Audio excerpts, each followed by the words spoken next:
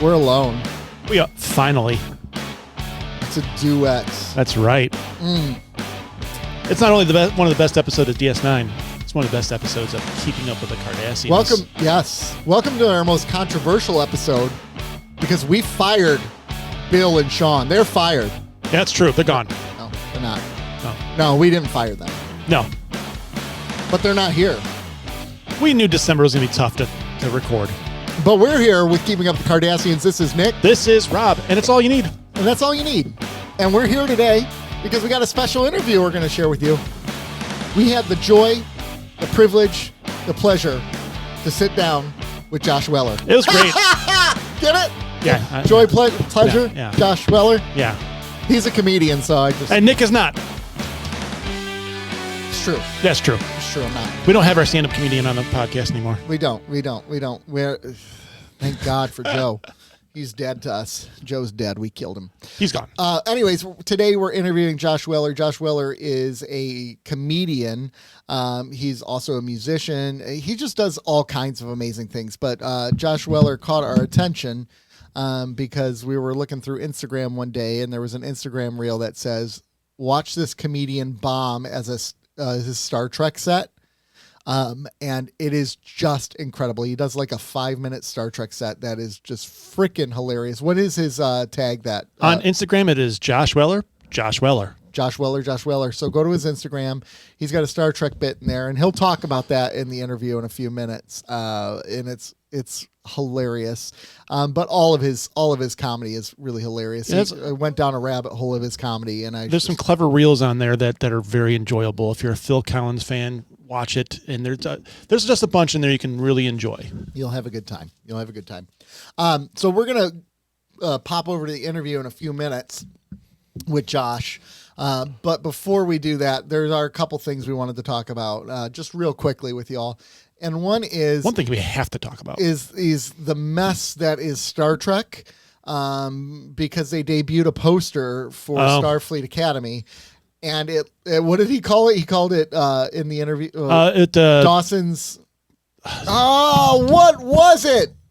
I called it Dawson's Creek, and he said Dawson's Geek or something like that. I don't know. He had a really creative. Pay attention in the next couple minutes. He had a really creative name for it, but I don't know, man. I don't know who they're marketing to. I really don't get it. You're not marketing towards your typical Star Trek fan because that is not. No, and I get that they're trying to get in a new audience, but you can't get a new audience by alienating the old audience. No, you got to figure out a halfway point. And just don't seem. And I'm like, Tawny Newsom writes an episode of this show, so I'm going into it going, okay, I got an open mind, and then to see this poster, I'm like, wow, this makes me anti-excited. Yes. To be fair for Tawny, though, she's a writer on it, but she's not the executive producer. Yeah. So she doesn't have the final say. Let's just say this. It could be good, but that poster did it no favors whatsoever. None. And it's the hits just keep coming because it's not just that Academy poster that came out. There was news of a merger that just came out the other day between Netflix and Warner Brothers.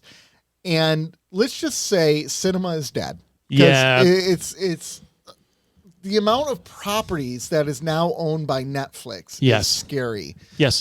Just the DC stuff by itself. Harry Potter. And it's also not good for the consumer. No. Because now Netflix is going to continue to jack their rates up. Oh, the rates for Netflix is going to go through the roof now. So $72 billion is what they're going to charge for 72.5. Okay. Whatever. It's a lot of money. Yeah. So now Netflix is going to own HBO Max. Yep. Which means, remember, everyone loved the idea of streaming because you could choose networks and you didn't have to pay the same price.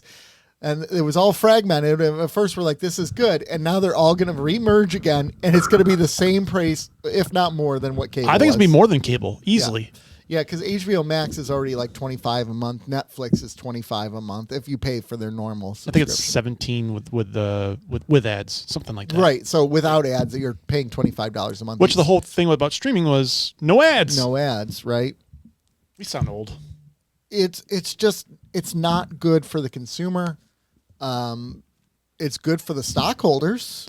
It's good for the CEOs. It's not. I don't think it's good for creativity either. It's not good for creativity. I mean, we see. Yeah, I know you're a Disney guy, but you see that with Disney and owning all the Marvel properties, all the Star Wars properties. There's not as much creativity now. It's how can we get the most money by putting the least amount of creativity? See that, like, so one of my things that I've always had since I was actually younger is when you are in a publicly traded company, you do not work for anyone. You work for stockholders. Right. And so the creative arm is not working for creativity. It's working for stockholders. Yeah. And you see that, like, even with Disney properties. Yeah. Where they've cut so many costs, or they I don't know, but it's just the value for us as a consumer. And you look in the Netflix quote about the release window from film to streaming. He says it's too long. It says it's too long. It's not good for the consumer. Actually, it's really good for the consumer. It's really good for the artist because you build up a little bit more demand between release window and release on what used to be video. Right. Or streaming. I honestly think it should be longer. Yeah. I think that's a problem. There's a difference between waiting a year between theatrical release and on physical media versus 2 days or 2 weeks, right? Yeah. I think it should be at least 3 months personally, but that's just me. That's fair. Now, I will say it still has to get through the government, which today I don't have high hopes that it won't. Right. They still have to get approved because it's a monopoly. I mean, it's got to be close. Mm-hmm. Like even with Warner, so they got the Discovery stuff because it was Warner Brothers Discovery, wasn't it? Yeah. And so the Discovery follows this as well, right? Yeah. That's pretty big. So I just read too that the deal was like 70-something billion, but there's an additional 5.8 billion sweetener that was added in there because Netflix already knows they have an uphill battle going in trying to get this merger approved. And if the merger fails, then WB gets 5.8 billion. Oh. Which is ridiculous to me. We're going to pay you $6 billion if this fails, but if it passes, great. Like, I don't know. It's just, it's scary to me. And it answers it's scary. On the creative end. It opens up so many questions as well. So, like, you have the Harry Potter series coming out. Will some of the DC product be like? I know James Gunn is running it, and I really like Superman. Some of the people trash it, but I think it's just because they're Snyder bots. Oh my gosh, Snyder bots are in full force. Yeah. But all the rumors out there about the Snyderverse coming back, and it's like I would like them to sort it out pretty quickly and find out what is real versus not. No, well, that would be a big mistake to bring back any universe. At this totally point. agree. Like, let them die. And in fact, if anything, if a merger gets approved and they decide to reset, wait 5 years. Because I think you wait longer than 5 years. You have to wait a while because you cannot continue releasing products at the pace they are for a Superman movie or a new Batman movie. Like, I know Spider-Man did it and was actually successful, but like, I don't know. Lightning doesn't strike twice. We're in a different era. Yeah. Yeah. Yeah. But if you look on the other end, the Daredevil, the Netflix Marvel shows were pretty good. The Netflix Marvel shows were. Yes. And then they got bought by Disney. Yeah. But DC is rolling to Netflix, so can they replicate some of that? Even though I thought Penguin was excellent, Superman was excellent, the Batman, there's Batman news too. Mm-hmm. The Batman 2 news. Okay. Scarlett Johansson's rumored to be in it. I'll believe it when I see it. Yeah, me too. Yeah. But anyways. So with that, maybe that quality will continue. Maybe. Also, as you'll find on the interview, Paramount still sucks. Yeah, they do. Yeah. They do still suck. They tried to make a play for it. Can you imagine a Paramount and Warner Brothers world together? No. That'd be insane. I don't want to imagine it. Can you imagine all the people? No. Living in harmony? I did a Beatles quote. You did a Beatles quote. Sorry. Anyways. That should go appreciated. I'm done complaining for today. Yes. I'm done complaining because we had a delightful interview today. We absolutely did. And I feel like instead of complaining, Yep, let's go to it. We need to laugh and we need to have a good time. We need to smile. So we're going to send you over to our interview with Mr. Josh Weller.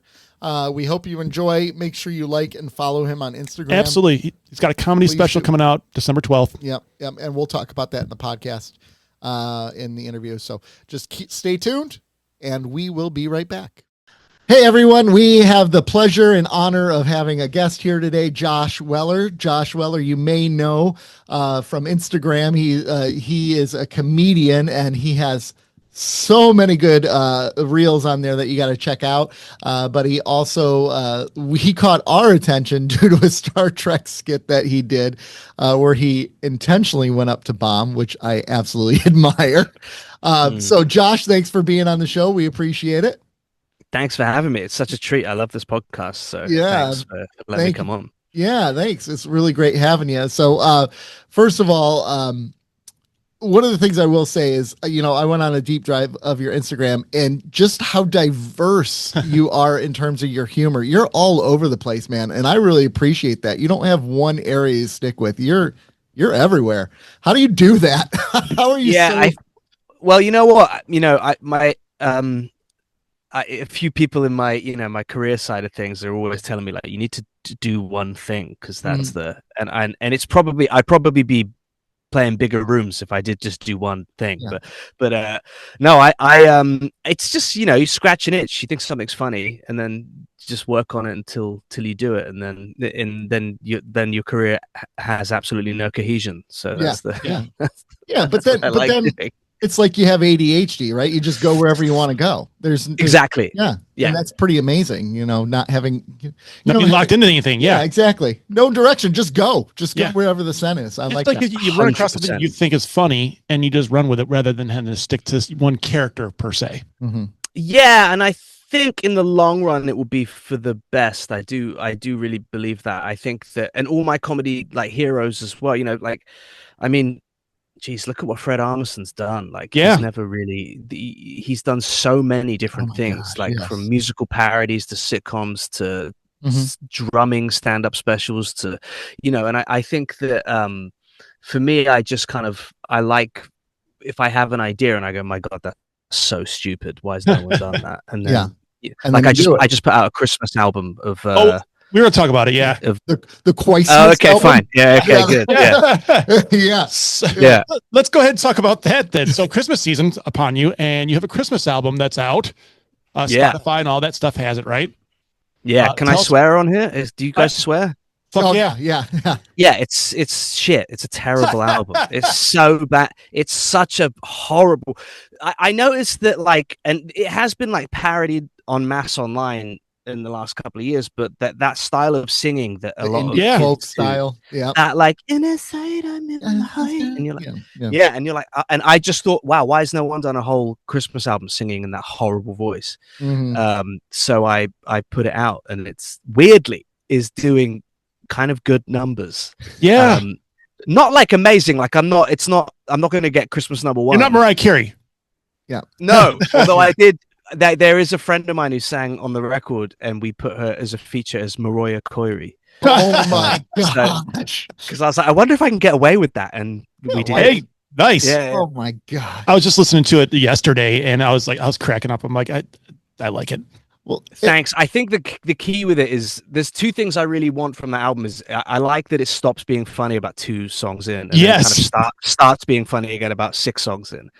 And then I like the idea that people will put it on at Christmas while they're having their turkey. And I just want one uncle to be like, what the fuck is this? That's my goal. Absolutely. Yeah. I'm going to play it in the car for my wife. And then I'm just going to play it. Just on repeat. And just see how long it takes her to go, the hell are we doing here? Please. That's my dream with that album. Yeah. Thanks. Well, and recording that, you had you got to be laughing, but after a while, it's a serious thing you're trying to do, right? It's goofy, but you're you don't make it goofy in the album. It sounds like it's a seriously produced album. So how do you go about doing that without just constantly being like, what the fuck am I doing right now? Yeah, man. It took 2 days in a recording studio. Yeah. And there was a couple of breaks when I was like, is this funny anymore? I don't know. Just singing and it made my jaw hurt as well. I was getting jaw ache from having to sing in that cursive singing voice. Oh my god! But no, it was definitely it was just, again, it's you get into it and you're like, I know it's so stupid. Yeah. And so unlistenable that I find it funny. So if other people do, that's a bonus. Yeah. Heck yeah. When did you, sorry, I'm kind of going back to your past here, but like, when did you decide that comedy is where you're leaning into? Like, has it been your whole life? Like, have you always been the goofy guy or the fun guy, or was that kind of a more recent thing, or what was that? Whenever I get asked that, I always want to quote Best in Show when he goes, I wasn't the class clown, but I studied the class clown. Yeah. Yeah.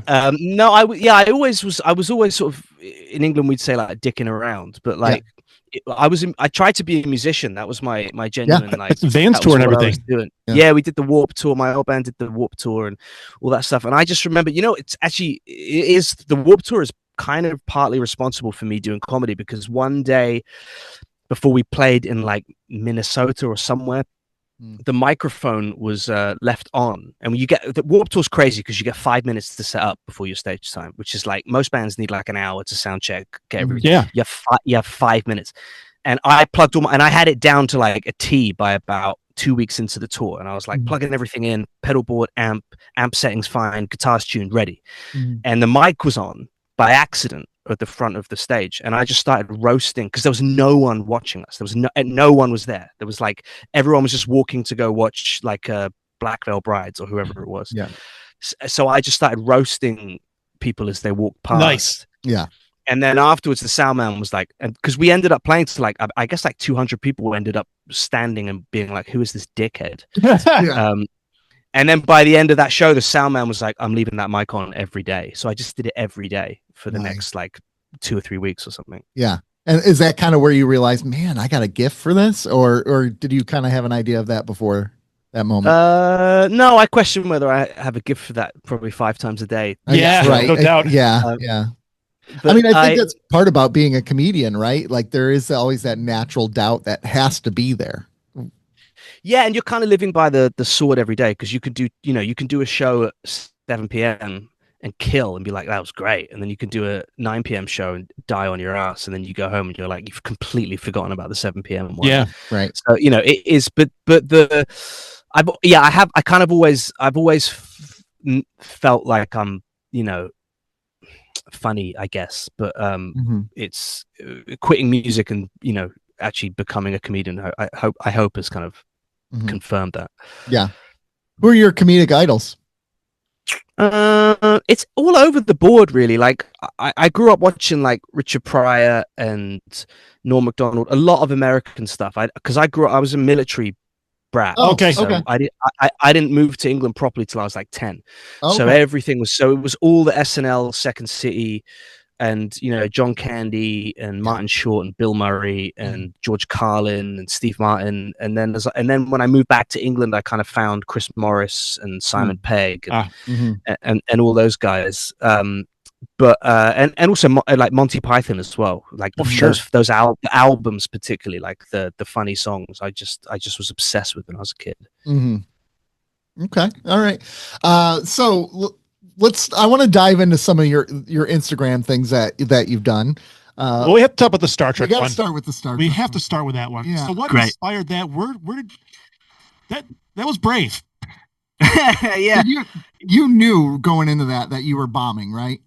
Yeah, you know what's funny is there's so many comments on that post that are like, this guy should quit, or people being like, one guy, there's one guy, because what I like to do is if someone writes a particularly horrible comment, I like to pin it just because I find them so funny. Yeah, right? yeah. And there's one guy who's commented like 40 times being like, this guy's shit. Like, I don't know why he's trying to do comedy. He's rubbish. Like, how can you do that? But the thing is like, and I get it. If you're not in that world, you wouldn't understand, but you can't go up in a comedy club and intentionally bomb. Like, I've been gigging in that club for like 3 years, and they trust me. Okay, gotcha. And I had to, and also the other thing you don't see in that video is that is coming off a 15-minute set. So I did my set. So you're following that up. Okay. Yeah. I had my Ensign Next Gen uniform under my shirt. So I went off stage, and then the MC came back on and went, and now Ensign Weller. And then I did the Star Trek set. But I had to say to them, I was like, guys, I want you to know this is going to eat shit. But luckily they knew that I'd like, I think I'd earned enough trust in that club for them to be like, okay, he's going to bomb. But it was right at the end of the night, so it didn't really matter. I still crack up before Indiana. Thank you very much. That makes me laugh. So, you know what? I wrote another one today. Yeah. Oh, really? Do you want to? Yeah. Absolutely. Can I do it? Yeah. Okay. So it's I got my penis pierced traveling at warp speed. I call it my Zephram cock ring. That one's going in. Oh yeah, hell yeah, it is. That's my favorite. Oh, yeah, it is. joke. It's so stupid. Oh, But that's the best part about it is that like people like us would just be like, oh, I get it. That's hilarious. like, is there something though? Like, let's say you go there and your intention is to just completely like bomb and not make them laugh. What happens if all of a sudden they're cracking up? Does that ruin the bit a little bit for you, or do you like, man, this is really fun? Like, what would that be like? The truth is that about a year ago, I got asked to do a show in London where you talk for 20 minutes about something that is niche, right? Mm-hmm. And so I wore the Star Trek costume and I did a whole 15 minutes about how Janeway should be stripped of rank and jailed for killing Tuvix, right? Oh yeah. But it went off on all these tangents about how if in the Orville they're watching Seinfeld in the Orville, but in Seinfeld they talk about Star Trek, which means that Star Trek exists in the Orville universe, right? Mm-hmm. So I did this whole bit about that, and then I tagged it with about 5 minutes of sort of Star Trek club jokes. But the joke was always, I was watching Star Trek with me and my friend. We watched during the pandemic. We would watch Picard together painfully. Yeah, sorry, not wrong. Sorry, painfully. Every episode, and we'd be on video call with each other. So we just started making up jokes. Yeah. And then I have another friend in Texas called Dirk, who's a big Trekkie. So we kind of A/B just one-liners back and forth to each other. Yeah. And I just started thinking, I was like, wow, wouldn't it be funny to do Star Trek stand-up? But the only way that it is funny is if you do it not for Star Trek jokes, but you do it like you are staff on one of the ships. Yeah. And that to me was like, now it's funny because then there's another layer of like idiocy in it because there's no way it's going to work. Right. Exactly. So I did that one show, and then I went to the club, the Bill Murray, and I said to them, look, this is going to bomb. And I did the show, and weirdly, it went really well. And I came off stage, and they went, hey, the cameras are broken. And I was like, oh. Yeah, of course. Of course. And then so I went back and did it again. And the fact that it bombed the plan was for it to bomb. So the fact that the second one where they filmed it worked was like, was a gift. But I have to be honest with you guys, those are the only 3 times I've done it. Okay. All right. I think, like you said, it took you 3 years to build up that trust at that club to do that. I'm assuming it takes you time to build up the trust in yourself to do that as well, right? No, I knew it would. No? I just thought it was worth. I thought it was worth dying for. Yeah. And like, because I knew that the video would. I was like, if it bombs in the club, that makes the video even funnier for Star Trek fans. Yeah. Because I like the idea that Trek fans would watch that and go, no, I like that joke. Yeah. Yeah. Oh, and all of them just were amazing. Yeah, I love it. Although the cock ring, that's got to be the best one now. That's your kind of humor. So that is my kind of humor. That fits. I'm also a child. Yeah. So there's that. That'll happen. There's I did another one in the style of Jackie Mason as well, which I didn't do on that night, but it was boy, my wife's so ugly. I wish she had the phage. Oh God, dude, that's great. That's fantastic. That'd be an improvement. So then, I was gonna ask, like, I'm assuming your nerd resume is pretty good. Then, if you're a Star Trek guy, what other kind of nerd resumes would you say you have? I mean, I'm huge with Star Trek. I'm a huge. I love Voyager. That's my favorite. Okay, all right. Voyager's your favorite. Okay. It's which is weird. My favorite too. It's his favorite too. Yeah, that's good. It gets why don't is it? It's because it's not like it because it's no. I want to hear your theory. I think it's not TNG. And it was every single week was a new adventure. I don't think they like that. I think they wanted kind of the DS9 storytelling, but lighter. Well, especially with it being in the Delta quadrants, far away from everybody. I get doing episodic, but you kind of had to have a continuous storyline as well throughout it, kind of threaded throughout it. And I think it wasn't TNG, but it tried to be TNG, and I think that's what some people took away from it. Yeah, and abandoning the Maquis storyline pretty early kind of hurt it. The ship being pristine condition the entire time. That kind of hurts your story. No, no, when the ship gets back, it's got like all that Borg tech. It's got a boo-boo on it. Okay. There's some green bits There's on some the green- hull by the time it comes back, right? But you're right. Like, there are some of the best characters of Star Trek are from Voyager. Like, the Doctor is incredible. The growth of the Doctor over 7 seasons. 7 of 9 is a great character growth. Anyway's a great character. She is. But there's also, say she grows per se, but she's a great character. And then there's Neelix. Well, I was gonna say the Chakotay, because he's just there. I don't like Chakotay. I didn't. I think he got a bum deal those last 2 or 3 seasons because he's kind of sidelined a little bit, isn't he? He's just kind of there. I don't think they knew what to do with him at that point. Yeah, and I think, but I like the through line of, Kes teaches the Doctor about his humanity. Then obviously for all the reasons that they did, Kes left the show, and then I love that the Doctor takes his adaptive knowledge and goes, and he's like, yeah, I understand human beings. I could teach this Borg how to be a human. Yeah, right. And it adds so much farce to the show that really only Data really had with, learning about humanity. But I think Seven's journey of learning, there's an episode of Voyager that never gets any shine, and it's the one where they find a piece of a NASA ship. Yes. And then they go into like I don't know what it's called, like a solar flare or something like that. Mm-hmm. And they have to extract, and she learns so much from this guy's like logs. Mm-hmm. And I cry every time I watch that episode at the end when they do the funeral for that guy, because she's learned so much. I think she's one of the greatest Star Trek characters of all time. Mm-hmm. Sorry, I've completely sidelined your question. No, you're good. No, actually, you're doing spot on. Okay, good. Yeah. But no, I grew up on like kind of all this. It's very, very broad, my sci-fi knowledge, and a lot of comedy as well. We had a show here called Red Dwarf as well, which when I was so I watched that when I was 8 years old, but I didn't know that it was kind of parodying Star Trek as well. So I would kind of watch that and laugh and be like, oh, there's a hologram character. And you don't really realize that that's kind of based on Data and the Doctor. Yeah. So that was my first intro, I think, to sci-fi. Yeah. Mm-hmm. Okay.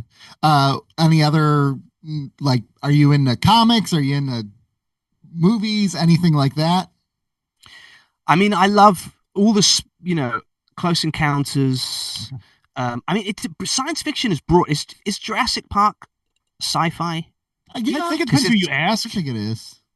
I probably would say no. So it kind of depends on your thing. Dude, I think it's action adventure. They create dinosaurs out of mosquitoes. That's science fiction, bro. We'll fight about this later. But yeah, I mean, all of them. Like the first 2 Alien movies as well. Oh, yeah.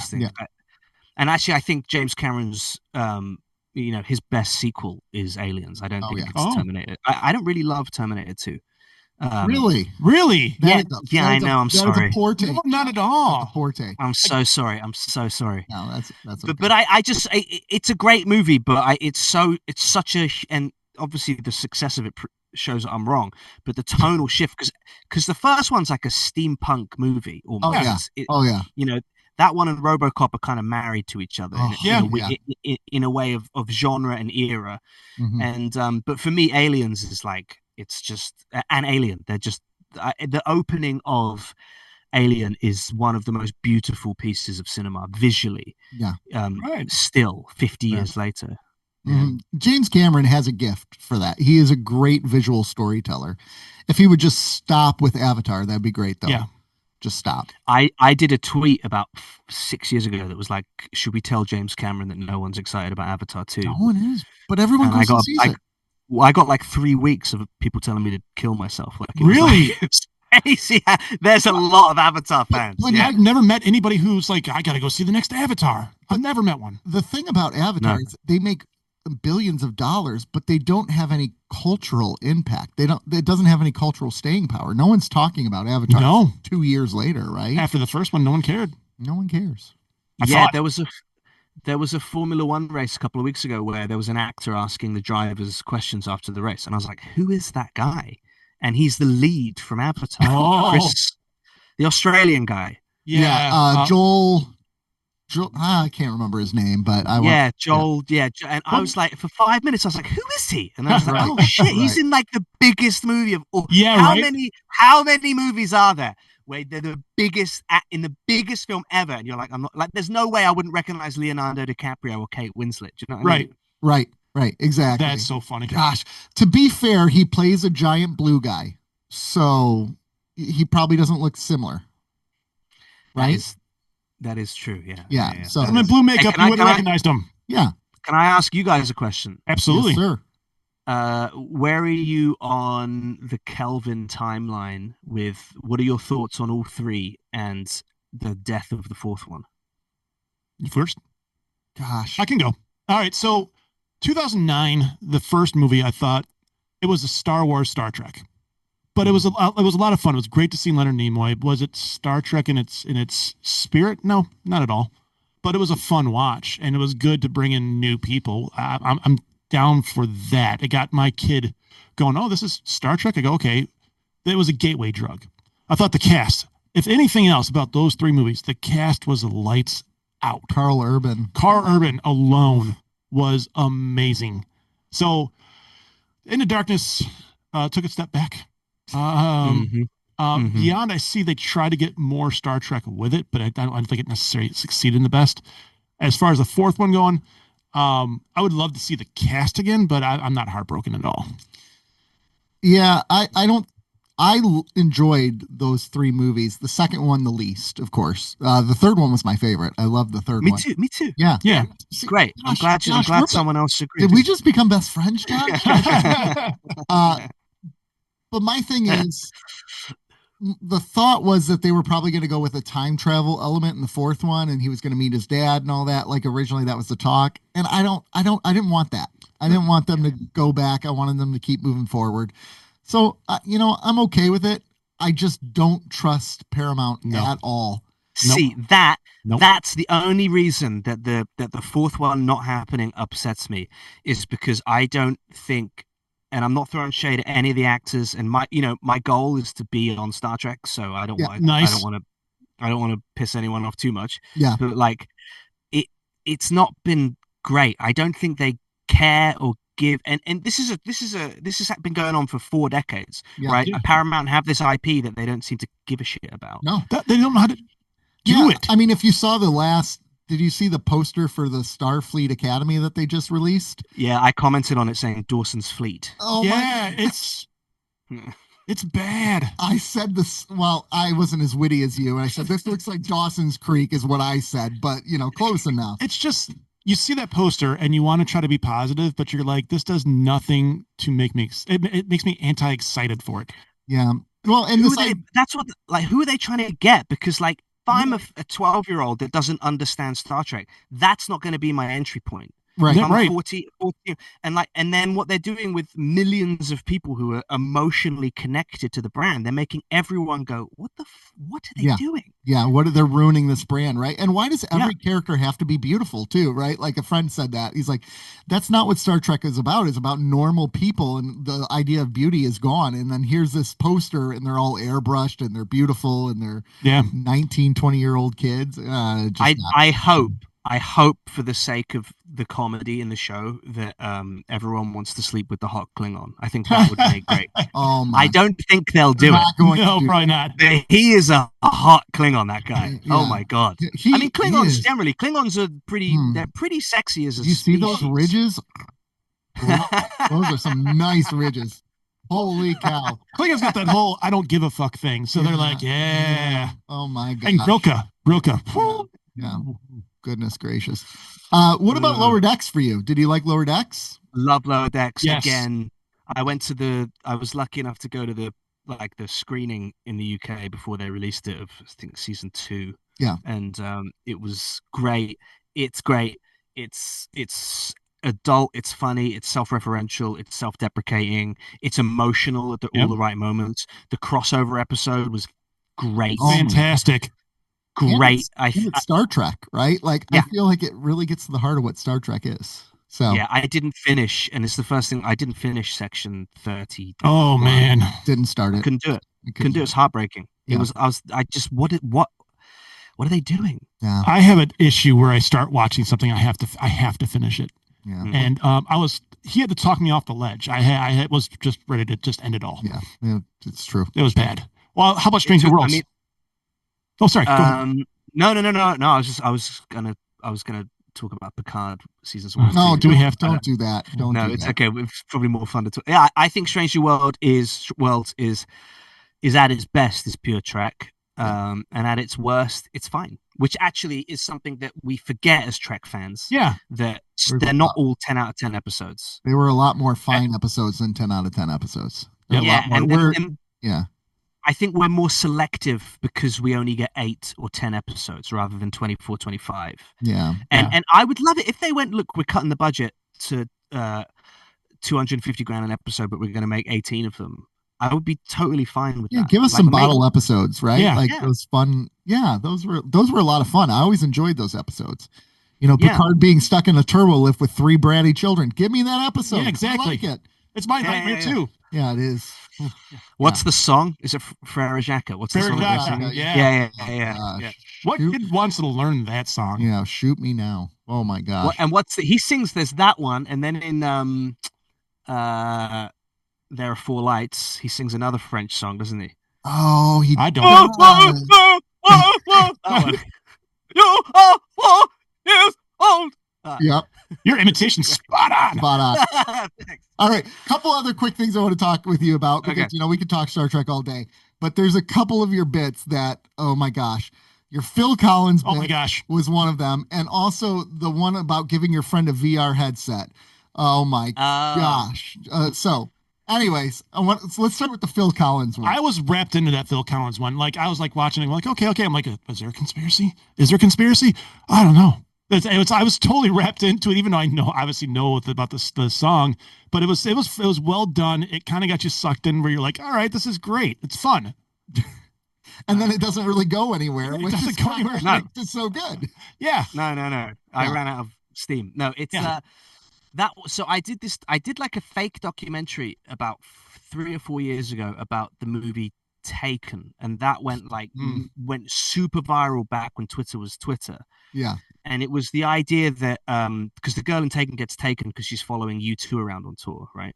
Yes. And I didn't believe that an 18-year-old girl in 2008 was a big enough U2 fan to follow their whole. Yeah. And so I bought there's a map in Taken that he sees his daughter's got like the tour dates on it. So I found that map on eBay.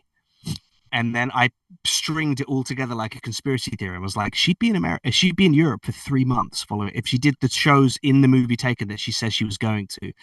And then I tried to reach out to the production company and, got nothing back. And, and that's really where the Phil Collins one came from. Because I was listening to Phil Collins and there is a cigarette lighter in the second verse of the song. Yeah. Or what sounds like one. And I was like, and so one of my friends knows Hugh Padgham, who produced that album. Okay. And so I reached out to him and was like, hey, I'd love to come talk. And then I basically got an email from his manager going, fuck off, basically, in a polite English way. He was like, this guy sold 100 million albums. Why are you trying to make a joke about? And then so I reached out to the tape operator. I reached out to the people who mastered it and didn't get anything back. And I was like, oh, this is such a funny conspiracy theory. Heck yeah. Yeah. So filmed it over a couple of days and then spoke to the musical. I speak to a musicologist in the episode. Yes. But he's a comedy actor, so it was fake. Okay. That's probably the bit that made me laugh the most when he was just like, no. And he lights up the cigarette. Yeah. Oh, man. Thanks. Yeah. And the VR headset, I'd like to take credit for the VR headset joke, but that is that's written by Red Richardson, who is the other guy in the Gotcha. So I should take credit for him for it just to piss him off. But, well, now that you haven't taken credit for it, take credit for it and send him the clip. Yeah, exactly. Yeah. Thanks. Yeah, it's my best work, and I did it all on my own. I mean, I was going through all the ones, but that one just stood out to me for some reason. I don't know. The idea of this man, shanking someone and trying to hand off the shank to his daughter. It's just there's something. Filming it was because it's only the script was like a page and a half long, but in the room while we were filming it, like everyone was ad-libbing. So I was like, okay, so now Turner, like, he's like, he's shagging prison inmate, and I was like, okay, now turn around and say, don't spit on it, just put it in. Now mime that you're getting, like, why are you getting shagged? And so a lot of the comedy from that was just riffing in the room. How do you get anything done? I know, with right? all of you together. Like, I would just laugh the entire time. All you want to do is leave when you're in those things. Yeah. you want to go in and do it. And then, we filmed it in the summer in an unconditioned room, and he's just had a kid, so we didn't want to wake the kid up. So while you're doing it, you're like, ugh. But then equally, hanging out with comedians is the best. It's the greatest joy of my life, because it's never boring. Yeah, I can imagine. So that side of it is great, but as soon as there's cameras and mics on you, it's like, okay, it's a different feeling. Because now it's perform. Yeah. We did a skit on our Patreon where we were recording a simple dance move. I'll send it to you so you can kind of go, what the fuck?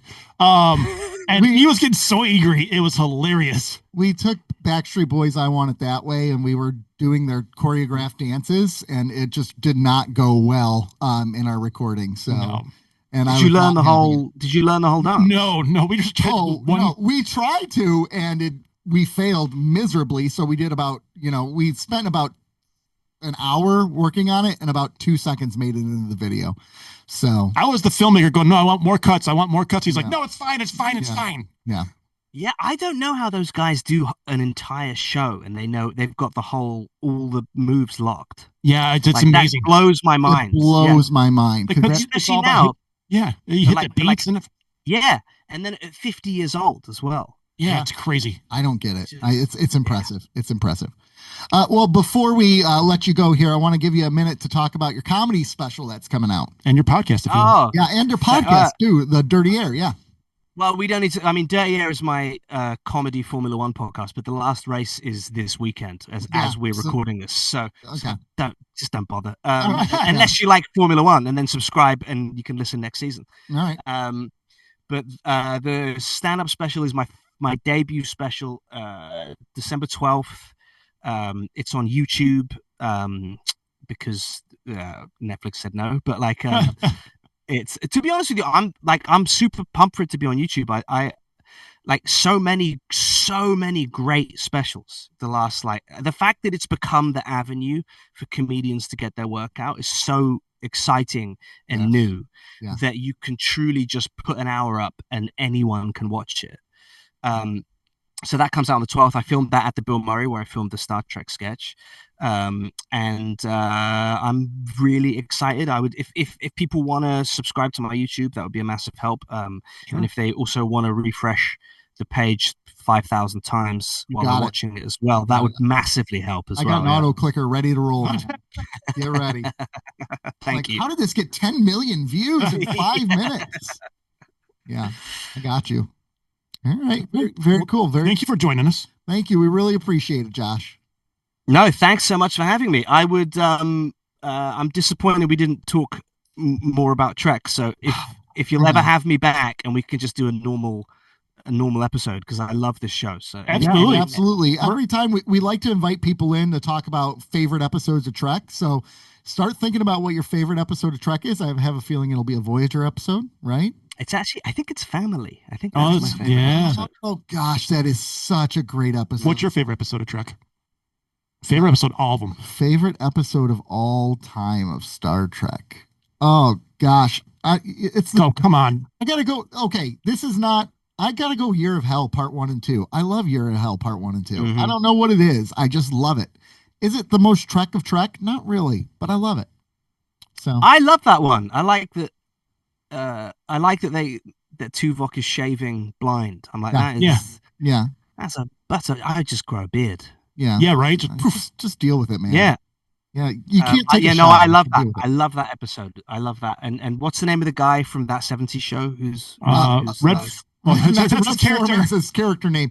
It is. Gosh, now it's gonna escape. What is it called? It's Krenim. The Krenim time. Krenim. Yep. Yeah. Oh man. Yeah. That. You know what? That's top 5, definitely. Excellent. It's a good episode, because then you got Chakotay and Kim working with them, and Chakotay slowly starts to turn around and take his side, and Kim has to. No, it's not Kim. It's Paris. Paris. And he has to talk him back from it. Yeah, great episode.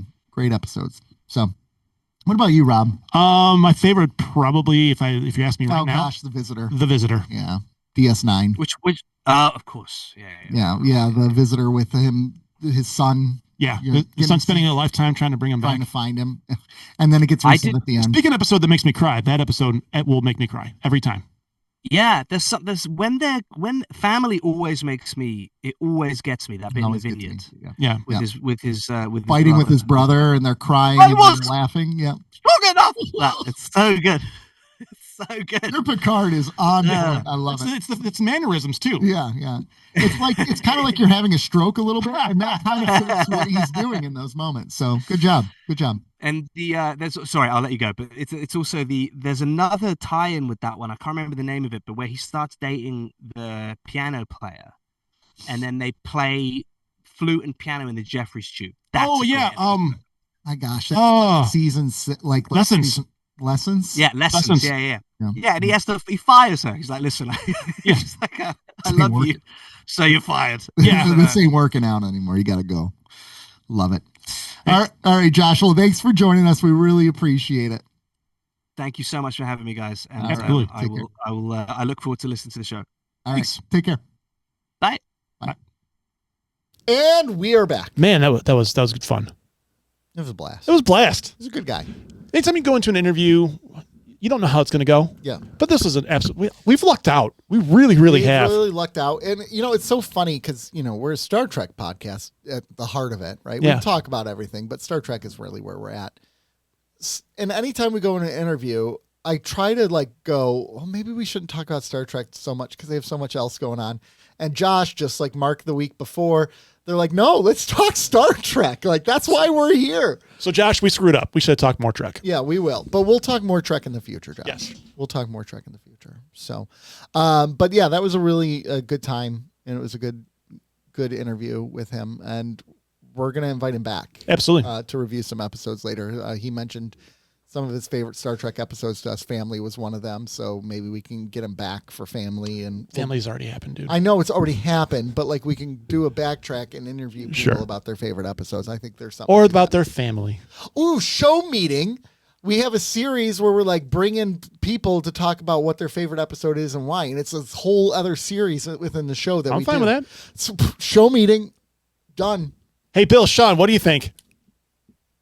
They agree. They agree. They totally agree. They agree. Bill's dead though. Actually, he had the Rona. He had the Rona. Bill's dead, and Sean is traveling. He's too good for us. Yes, but we're bringing you content. Right. Next Friday, what are we doing? We are doing a Patreon meetup next Friday, folks. So if you want to, join our Patreon and come for a meetup, we'd love to have you. Nick will put the link on Patreon probably Thursday, I would assume. Yeah, Thursday. So we're going to do a Patreon meetup. But beyond that, BYOB. It is. We're not supplying. It's on Zoom, bro. Oh. How else are you going to drink? My bad. Yeah. Josh, if you want to come, let me know. It is your bad. All right. Well, with all that, I got nothing else to say. Do you have anything else to say? I think we did it. I think let's focus on Mr. Weller and let's cut it out. Well, then let's end this episode today. This will be a sub 1 hour episode. We only very rarely do those. I know. Very rarely. Star Trek Jeopardy's out too, so make sure you watch that. Yeah. I mean, that's true. Yeah. Don't watch it. Tell a friend, challenge him. Come on, subscribe. Don't do any of that. Subscribe. Is that over here or is it over here? It's right here. It's right there. Oh, I subscribe to that every day. Oh, gosh. All right. Thanks for joining us, everyone. We love having you. Thanks for keeping up with the Cardassians. We will see you next week. Have a good one.